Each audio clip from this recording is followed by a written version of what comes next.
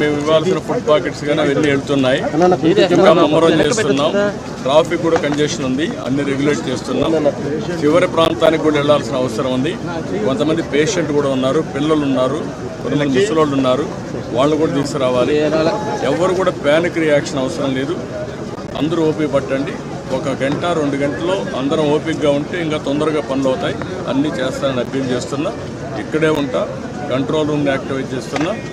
ఎంతవరకు చేయగలుగుతామో అన్నీ చేసి అందరిని ఆదుకుంటాం.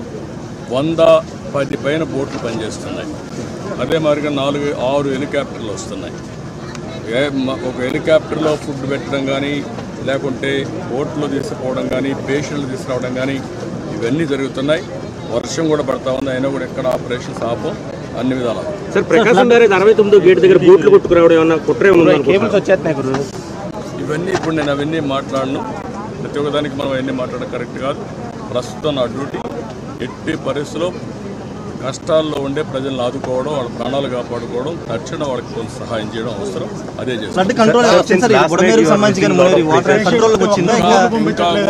మనకు ఓవరాల్గా అక్కడే ఉంది 11,40,000 వాటర్ వస్తుంది. అది ఎప్పుడు రానంటే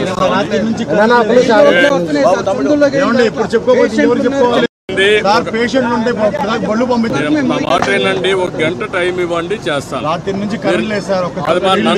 మమ్మల్ని ఇబ్బంది పెట్టి నన్ను ఒక్కడే ఇబ్బంది పెట్టినా కూడా అందరికి న్యాయం చేస్తాను. నేను విన్నానమ్మా, మీ కష్టాలు అర్థం చేసుకున్నాను. అందరిని ఇంటూనే వచ్చా. ఇప్పుడు మళ్ళా పోయి నేను అన్ని స్ట్రీమ్ లైన్ చేస్తాను. మళ్ళా వస్తాను, నేను చూసుకొని చేస్తాను. నాకు వదిలిపెట్టి నేను చేస్తాను.